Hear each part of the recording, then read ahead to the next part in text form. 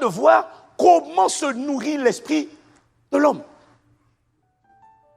Lorsqu'il est né de nouveau, il se nourrit de la parole Rhéma de Dieu. Alors figure-toi que Jacques, chapitre 1, verset 31, qu'on ne va pas lire, te dit que la même parole, il dit recevez avec douceur la parole qui était plantée en vous et qui a le pouvoir de sauver vos âmes. Ça veut dire quoi? La parole de Dieu a double fonction, double action. La même parole que tu écoutes est la clé pour guérir, consoler, apaiser, restaurer, sauver ton âme. Dis Amen. Mais là, elle a deux vertus. Non seulement la parole... écoute-moi bien. Oh Seigneur, aide-moi. Je schématise. Ce que tu avales comme parole de Dieu agit de deux manières. À la fois, elle va vers l'âme pour consoler ton âme. C'est ce que fait la parole de Dieu. Dis Amen. Mais la même parole, te dit Matthieu 4, verset 4, nourrit également ton esprit. Donc la parole agit à la fois sur l'âme et à la fois elle nourrit ton esprit. Dis-moi Amen. Ok. Le Saint-Esprit m'a dit, le principe de fonctionnement de l'esprit humain, c'est pareil pour un esprit méchant. C'est-à-dire, lorsqu'un esprit méchant a trouvé refuge dans un corps humain, cet esprit-là, lui aussi, a besoin de se nourrir. Il a besoin de s'alimenter et il a besoin de grandir. Comment il grandit? Il grandit Il grandit comment? Par l'alimentation. Dis Amen. L'alimentation, tout esprit a besoin d'alimentation. Que fait cette alimentation? Elle le fait grandir et puis elle le rend fort. Quelqu'un me dit Amen. Et comment un esprit mauvais s'alimente? L'esprit né de nouveau s'alimente des messages, des informations, des paroles qui sortent de la bouche de Dieu. L'esprit méchant, m'a dit le Saint-Esprit, se nourrit des messages, des informations, des paroles qui proviennent des cinq sens. De la vue, de l'ouïe, du toucher, de l'odorat. Parce que, tu dois comprendre que ce qu'on appelle les œuvres de la chair, dis avec moi les œuvres de la chair. Les œuvres de la chair, tu vois dans Galates 5, verset 19 là. Les œuvres de la chair sont naturelles, elles sont évidentes, pardon. Ce sont l'adultère, l'immoralité sexuelle, l'impureté, la débauche, l'idolâtrie ou encore la superstition, la magie ou encore la sorcellerie, les haines, les querelles, les jalousies, les colères, les rivalités, les divisions, les sectes, l'envie, les meurtres, l'ivrognerie, les excès de table et les choses semblables.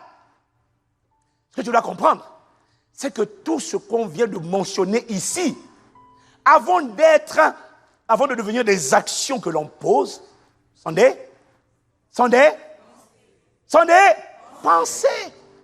Et des pensées, c'est quoi? Ce sont des paroles silencieuses.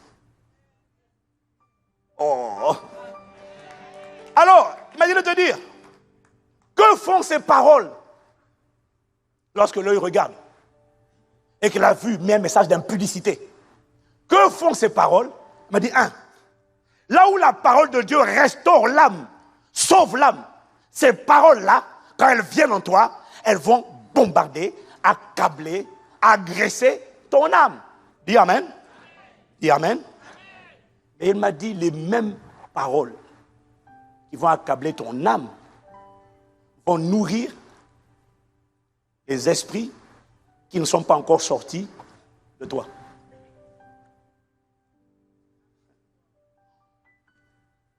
Ok, exemple. Tes yeux regardent une scène porno, érotique, que tu ne dois pas regarder. La vue va produire, quand tes yeux ont regardé, la vue va produire une information, un message, une parole silencieuse appelée fornication. adultère, impudicité, immoralité. Cette information fournie par la vue va affecter, attaquer, gangréner ton âme. Ça, tu l'as compris. Si oui, tu dis Amen. Mais en plus de cela, cette pensée, ce message, cette information, lorsque l'esprit d'impudicité, mari de nuit, femme de nuit, appelle-le comme tu veux, sirène des eaux, n'est pas encore sorti de ta vie, cette information, cette pensée, quand tes yeux ont regardé, la chair a perverti le message, a produit un message. Ce message, il m'a dit, ne va pas seulement détruire ton âme, il va nourrir l'esprit d'impudicité. C'est sa nourriture. Et dès que tu as fini de regarder ce film ou cette séquence érotique, pornographique, tu vas te rendre compte d'une chose. Qu'est-ce qui t'arrive? Soudainement, tu te sens oppressé. Soudainement, tu as envie de te masturber. Soudainement, tu as envie, tu commences à penser adultère, tu commences à penser fornication. Soudainement, tu deviens comme quelqu'un en chasse. Qu'est-ce qui t'arrive? Juste avant que tu n'avais pas ça.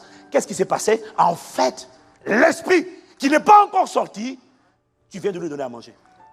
Il est devenu fort. Et quand il est rentré au début, il n'était pas forcément grand. Mais il m'a dit, il y a des démons qui grandissent en toi. C'est pour ça qu'au début, c'était juste la masturbation. En grandissant, comme tu n'as pas crucifié la chair, et l'esprit n'est pas sorti chez beaucoup de gens, ce qui était simple, petite, au début c'était une fois par mois, c'est devenu une fois par semaine, après c'est devenu une fois par jour. Et puis après la masturbation a donné lieu à d'autres formes d'actes de bestialité, de trucs, tous les objets, les trucs compliqués, une femme, deux femmes, trois femmes, quatre femmes, cinq femmes, qu'est-ce qui s'est passé?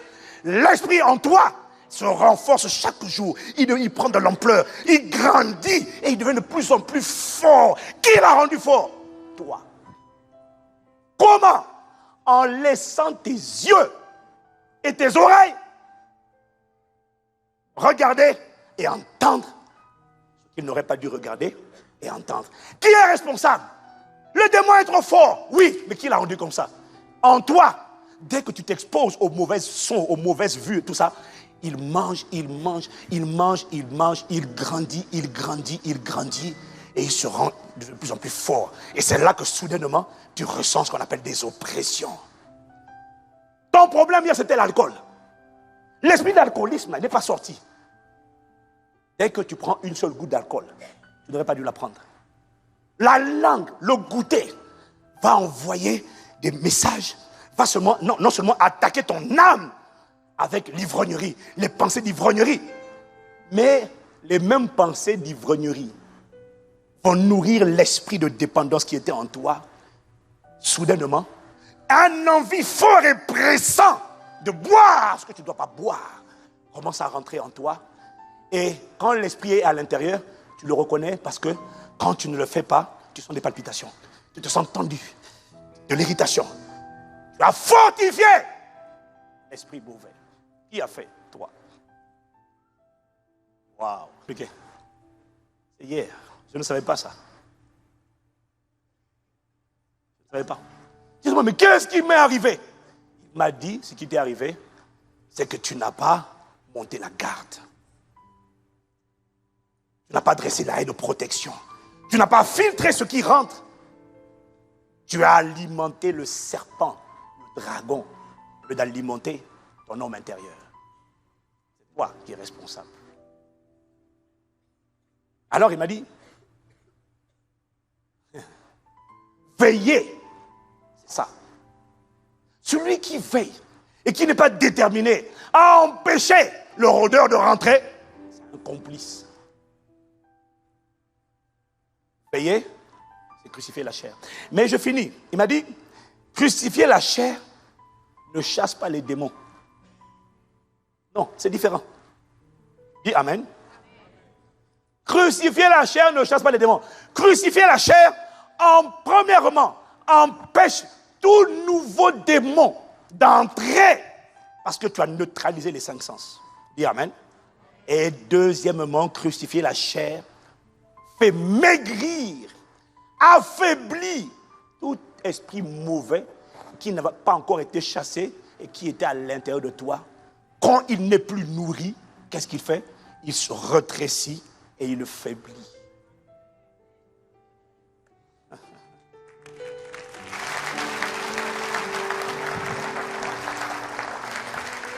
Et un esprit mauvais, qui est affaibli et qui est amaigri, est beaucoup plus facile à chasser qu'un esprit qui est gros et qui est fort. C'est pour ça que certains esprits sont plus résistants que d'autres. Et le Saint-Esprit m'a ouvert l'intelligence. J'ai dit, Saint-Esprit, il n'y a que toi pour faire ça. Vraiment, waouh. Il m'a dit, tu comprends dès lors pourquoi Jésus a dit, il y a des types d'esprits qui ne se chassent que par le jeûne et la prière. Waouh. Merci. Esprit de Jésus. Il m'a dit, tu comprends maintenant? Les disciples ont chassé, l'esprit ne sort pas. Ils ont chassé, l'esprit ne sort pas. Ils ont chassé, l'esprit ne sort pas. Pourquoi il ne sort pas? Il est robuste et il est fort à l'intérieur. La personne l'a rendu comme ça. Et il m'a dit, tu vois, pourquoi il y a des esprits qui ne se chassent que par le jeûne et la prière? Je vais finir avec ça. Parce que, il m'a dit, il est plus facile de chasser les démons quand tu es dans le jeûne et la prière. Mais attention, je ne dis pas quand tu es dans la privation d'aliments. Je dis quand tu es dans le véritable jeûne selon Ésaïe 58. Le jeûne agréable à Dieu.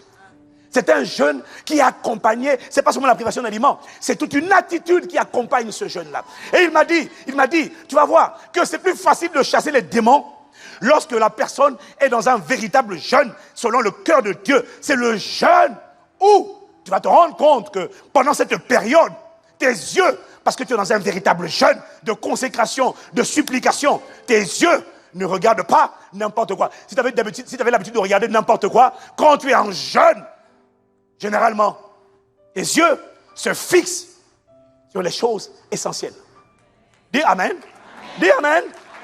Pendant que tu es dans un véritable jeûne avec un bon cœur, tes oreilles sont noyées dans la parole de Dieu. Elles ne sont plus dans les commérages, elles ne sont plus dans les conversations, elles ne sont plus dans les discussions bêtes. Tes oreilles sont saturées en permanence parce qu'un vrai jeûne est accompagné de temps de méditation régulier, récurrent, continu. Donc, tes yeux ne regardent que les choses saintes. Tes yeux ne vont pas aller balader en train de regarder un film X quand tu es en jeûne. Non, parce que quand tu es en véritable jeûne, tu regardes que ce qu'il faut regarder. Tu entends le son qu'il faut entendre. Ta langue ne mange pas en désordre, parce que quand tu es en jeûne, ta langue mange peu. Alors le goûter, le sens appelé le goûter, est asséché. Il n'a pas de quoi se mettre justement sous la langue. Il n'a pas de chose. Et quand tu es en jeûne, quand tu es en jeûne véritable, tu évites de respirer tout et n'importe quoi. Tu te tiens pas là, on fume la cigarette, là on fume le cannabis. Tu te tiens à l'écart. Tu te préserves de tout ça. Donc le résultat, c'est que l'odorat devient faible. La vue n'a rien à prendre pour te corrompre. L'ouïe n'a rien, parce que tu as que la parole de Dieu. Il n'y a pas d'information tordue. Et la main ne se promène pas pour chercher à caresser, à se souiller. Non, la main porte la Bible ou alors les livres chrétiens qui nourrissent ta foi. Alors, quand tu es dans ce genre de jeûne, qu'est-ce qui se passe? Il se passe que dans ce genre de période, tes 5 sens sont neutralisés. Il dit, donne-nous quelque chose. On a besoin d'alimenter les démons qui sont à l'intérieur. Ils n'ont rien. Et que se passe-t-il alors à l'intérieur? Les démons qui oppressaient ta vie hier, soudainement, ils maigrissent parce qu'il n'y a pas d'aliment. Deuxièmement, ils deviennent de plus en plus faibles. Et voilà, attends. Il m'a dit, crucifier la chair facilite le ministère du Saint-Esprit. Crucifier la chair te fait devenir un partenaire du Saint-Esprit pour ta propre libération.